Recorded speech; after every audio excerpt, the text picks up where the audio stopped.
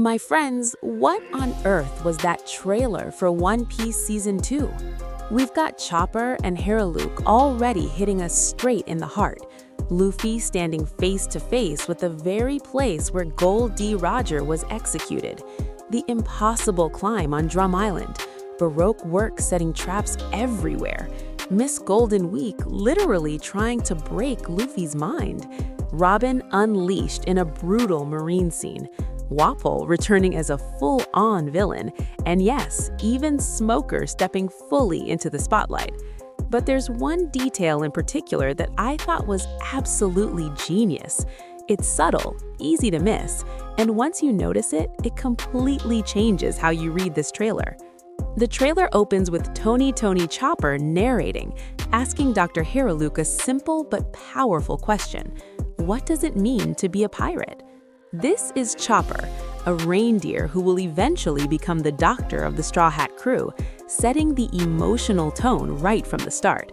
And later in the trailer, we get our first glimpse of Dr. Kureha herself. Kureha is the legendary doctor of Drum Island and the mentor who shaped Chopper's life.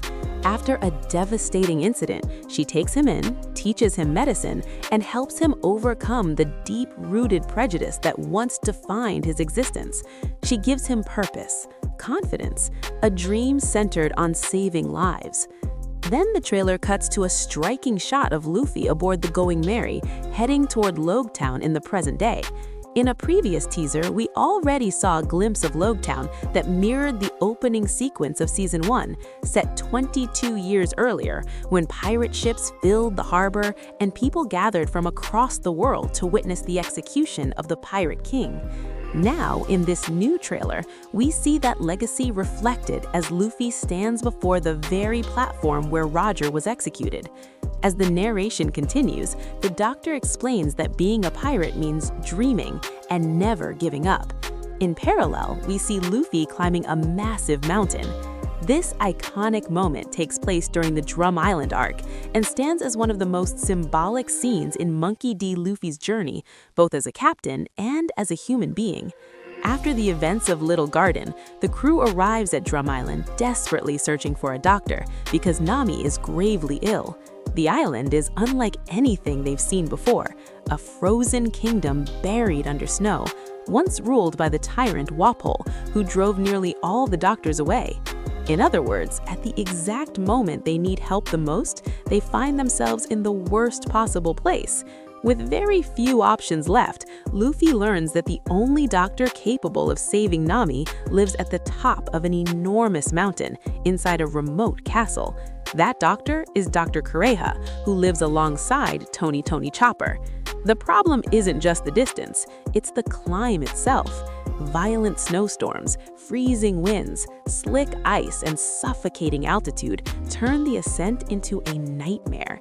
And yet, Luffy doesn't hesitate for even a second. He climbs that mountain carrying Nami on his back, and at one point Sanji as well, both unconscious and barely alive. It's a moment that perfectly captures what it means to be a captain. Then we get a beautiful, heartbreaking shot of Chopper alongside Dr. Luke. This directly references the most painful moments of Chopper's past, when he was rejected by humans and found in Luke the first person who truly treated him as an equal.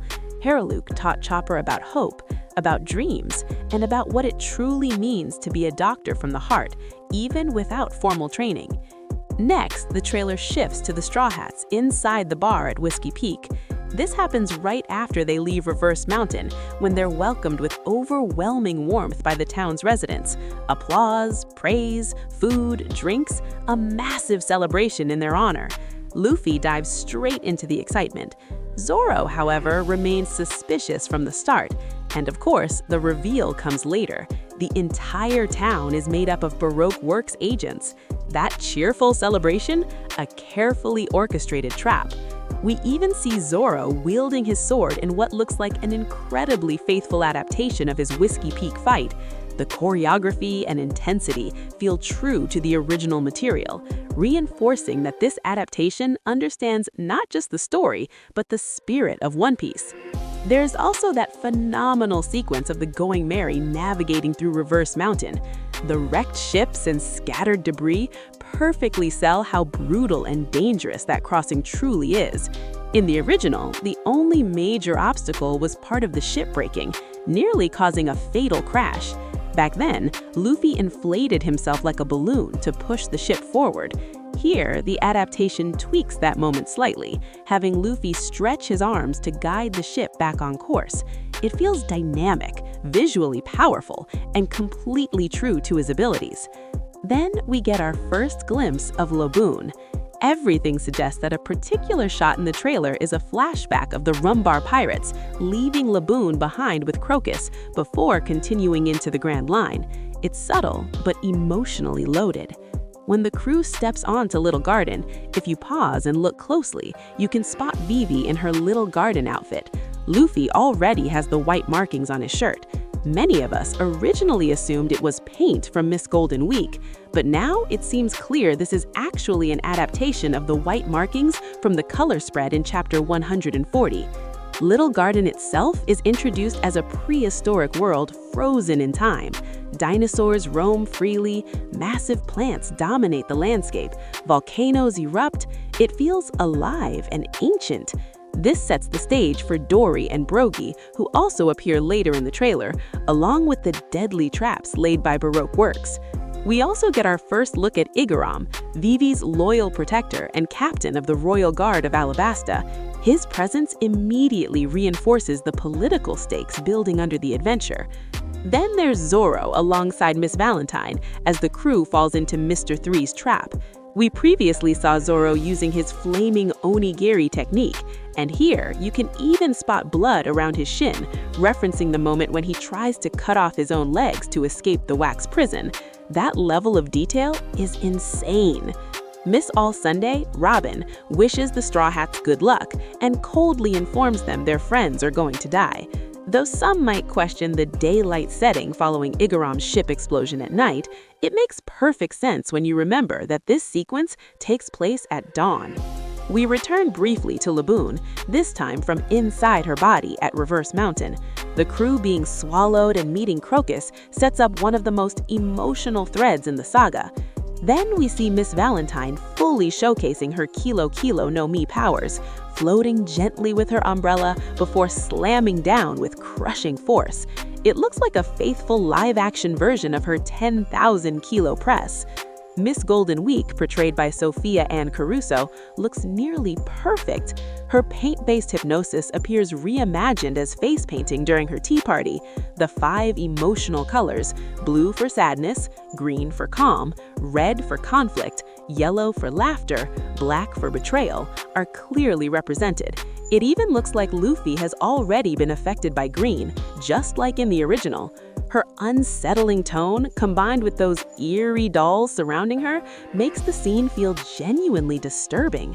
Mr. 5 appears, Mr. 3 looks shockingly accurate, and incredibly, they included Mr. 13 and Miss Friday, the otter and vulture messengers of Baroque works. That's such a deep cut. But the moment that truly stood out is Robin entering a marine base. We see statues referencing Sengoku and Kong, then her Hana Hana no Mi powers fully bloom, limbs sprouting from enemies, soldiers being killed using their own weapons. It's terrifying, it's brutal, and it perfectly captures her presence. We also get a wider shot of Drum Castle with its cable car system and smoke rising from above, possibly hinting at Luffy's upcoming battle with Wapol. Then there's a fascinating detail, Zoro explaining Baroque works to someone off-screen. At this point, the crew already knows who Baroque works is, so to whom is he explaining it? Most likely the civilians of Drum Island. A Christmas teaser showed Zoro and Usopp standing alongside armed townspeople preparing to fight. It suggests the adaptation might turn the Drum climax into a two-front conflict, Wapol at the castle and Baroque works in the village. If that's true, the stakes just went up significantly. We even spot what looks like a subtle nod to minor characters like Nezumi Maria, a small but meaningful detail. Sanji sliding along the mast of the Going Merry in icy waters establishes the harsh environment ahead. Buggy appears, raising major questions about how his storyline will intersect with the main narrative this season. Crocus looks incredible, faithful, and eccentric. Usopp's fight against Miss Valentine and Mr. Five highlights his strategy and resilience. And finally, we see Wapol. Wapol, former king of Drum Island, user of the Baku Baku no Mi, embodiment of oppression. His defeat represents hope returning to the kingdom. And then, Smoker. Smoker, who appeared in Season 1's post-credit scene, is clearly stepping into a larger role. As the user of the Moku Moku no Mi, he can turn into smoke and represents a rare kind of Marine, one who believes in justice but questions the system. In the live-action canon, Garp and Bogard were already investigating Baroque works in Season 1, a deviation from the original, where Smoker uncovers the conspiracy himself. Now, all signs point to a collision between the Marines, Baroque works,